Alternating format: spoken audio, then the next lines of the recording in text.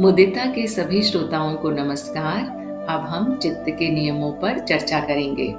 तो चित्त अर्थात जो भी प्रकट है, और जो भी प्रकट है वो नियमों से बंधा हुआ है, जिससे कि प्रकृति संचालित हो रही है।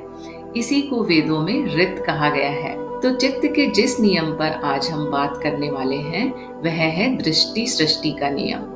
तो देखें कि यहाँ पर दृष्टि का और सृष्टि का मतलब क्या है। तो यहाँ दृष्टि का अर्थ सिर्फ एक इंद्रिय आंख वाली दृष्टि नहीं, बल्कि ज्ञान कराने वाली सभी इंद्रियों से है। सारे सेंस ऑर्गन, आंख, नाक, कान, त्वचा, जीभ आदि। और सृष्टि का अर्थ इन ज्ञानेंद्रियों से होने वाले सभी अनुभवों से है। तो दृष्टि सृष्टि का अर्थ यह है कि जिस क्षण इंद्रिय नाद किसी नाद से टकराता है, मतलब सेंस ऑर्गन का वाइब्रेशन पैटर्न जब किसी दूसरे वाइब्रेशन पैटर्न से टकराता है, तो उसी क्षण कुछ प्रकट प्रतीत होता है। तो इस नियम में ध्यान देने वाली बात यह है कि पहले से कुछ रचा हुआ नहीं है, प्रतिपल हो रहा है और जाना जा रहा है। कौन हो रहा है? अस्तित्व या शून्यता। जो दिख रहा है वह उसके होने का ढंग है, ना कोई रचना है ना कोई रचनाकार। यही दृष्टि सृष्टि का नियम है। तो दृष्टि सृष्टि का मतलब ये नहीं है कि दृष्टि से सृष्टि हो रही है, यानी देखने से कुछ रचा जाता है, बल्कि इसका मतलब है दृष्टि ही सृष्टि है। इस क्षण जितना या जो भी अनुभव हो रहा है बस उतनी सी सृष्टि है, उसके अलावा और कुछ नहीं है। तो सृष्टि सुनकर लगता है जैसे बहुत सारी रचनाएं, प्रक्रियाओं, जीवों का कोई संग्रह है, जैसे कोई समय है, स्थान है और बहुत कुछ रचा हुआ है। पर वास्तव में ऐसा नहीं है। प्रतिपल जो प्रतीति हो रही है बस उतनी सी ही सृष्टि है। उसके आगे पीछे जो भी भूत भविष्य है वह उस रचित अनुभव की स्मृति में छाया मात्र है। तो अब कुछ प्रश्न उठने स्वाभाविक हैं। सबसे पहले, तो क्या सबके लिए अलग अलग सृष्टि है? तो हाँ, जैसे मुझे कोई आवाज आ रही है तो सृष्टि सिर्फ आवाज की है। ध्यान दीजिए, वास्तव में सृष्टि है नहीं, सिर्फ प्रतीति है। अब आवाज की प्रतीति है, पर ये किसकी आवाज है वह व्यक्ति कल्पना है।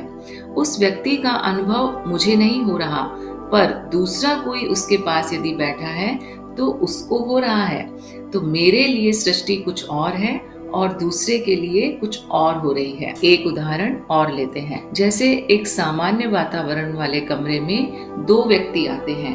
एक व्यक्ति बाहर किसी गर्म जगह से आया है और दूसरा किसी एसी कमरे से आया है। तो एक ही स्थान पर दोनों के लिए अब क्या होगा? जो अनुभव होगा वो अलग अलग होगा। एक को गर्मी लगेगी, एक को सर्दी लगेगी। तो इस तरह हमने देखा कि जो ये सृष्टि की प्रतीति है ये व्यक्तिगत अनुभव है। अब दूसरा प्रश्न उठता है कि पहले से रचा हुआ जब है नहीं तो ऐसा प्रतीत क्यों होता है? ये स्थायी क्यों प्रतीत होता है? तो जैसे एक नदी आपको यह आभास देती है कि वह पहले से है और स्थायी है। नदी के पानी की निरंतरता के कारण आपको ऐसा लगता है, जबकि नदी सृजित हो रही होती है।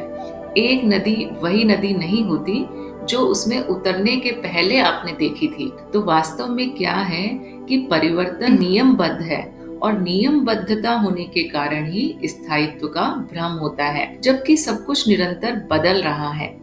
यह ठीक वैसे ही है कि जैसे जब दो रेलगाड़ी एक समान गति से चल रही होती हैं, तो उनमें बैठे यात्रियों को रेलगाड़ी के ठहरे हुए होने का भ्रम होता है। तो ये इंद्रियां इस शरीर रूपी रेलगाड़ी में बैठे हुए यात्रियों के जैसे ही हैं, जबकि यह जगत और यह शरीर निरंतर गतिमान है। अब तीसरा प्रश्न है कि जब पहले से रचा हुआ कुछ है नहीं, तो इतने सारे विभिन्न तरीके के अनुभवों की प्रतीति कैसे हो जाती है? तो दरअसल क्या है कि किस प्रकार के कैसे अनुभव की प्रतीति होगी, ये बहुत सारे फैक्टर्स पर निर्भर करता है। तो कुछ उदाहरण लेते हुए इन अनुभवों में जो विभिन्नता प्रतीत होती है, इसके कारणों को समझने का प्रयास करते हैं।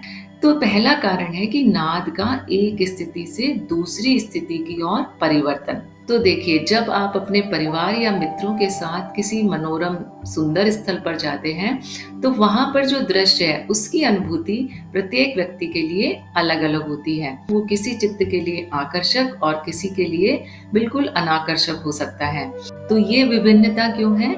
नाद में ऊपर-नीचे हो रही गति के कारण, क्योंकि व्यक्ति खुद एक नाद रचना ही है। दूसरा, यदि आप स्वप्न पर ध्यान दें, तो स्वप्न में जो अनुभव होते हैं, वो बहुत ही अनियमित से होते हैं, जबकि जागृत के अनुभव स्थायी और सत्य प्रतीत होते हैं। तो ये विभिन्नता क्यों है? क्योंकि स्वप्न में परिवर्तन की गति अनियमित है।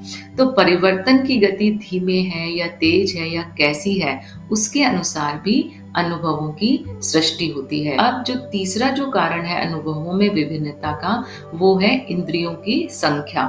तो जैसे अगर कोई व्यक्ति जन्मांध है, तो उसके जगत के अनुभव उस व्यक्ति से बिल्कुल अलग प्रतीत होंगे जिसके पास दृष्टि है, आंखें हैं। इसी तरह से इंद्रियों की क्षमता पर भी कैसे अनुभव होंगे यह निर्भर करता है। जैसे आपने देखा होगा कि अलग-अलग जीव, जैसे पशु, पक्षी या मनुष्य, सबके अनुभव जो होते हैं वो उनकी इंद्रिय क्षमता के अनुसार अलग-अलग होते हैं। अब इंद्रियां कितनी विकसित हैं, इस पर भी अनुभवों की सृष्टि निर्भर करती है। जैसे एक योगी के अनुभव उसकी विकसित इंद्रिय के अनुसार होते हैं और एक सामान्य व्यक्ति के उससे बिल्कुल अलग। उसे योगी के अनुभवों का कोई ज्ञान नहीं होता है। तो वास्तव में कोई सृष्टि नहीं है, केवल नाद रचनाएं हैं। इंद्रियां स्वयं नाद रचनाएं हैं और इंद्रियां जो संकेत देती हैं, उससे भ्रम का निर्माण होता है, इल्यूजन होता है, जिसे माया कहते हैं। पर ध्यान देने वाली बात है कि अनुभव किस पृष्ठभूमि से आ रहे हैं। तो अनुभव जिस पृष्ठभूमि से आ रहे हैं, वो ना किसी दृष्टि पर निर्भर है, ना किसी इंद्रिय पर, ना किसी परिवर्तन पर, ना इंद्रियों की संख्या पर, किसी पर निर्भर नहीं है। वो शून्य है, उसका अनुभव नहीं हो सकता। तो मेरे सामने जिस पल जो उपस्थित है, बस वही है, उसके आगे पीछे सब शून्य है। केवल यह पल जो अभी सृष्ट हुआ, यह जीवन है। जो नित नवीन है, यह अस्तित्व है।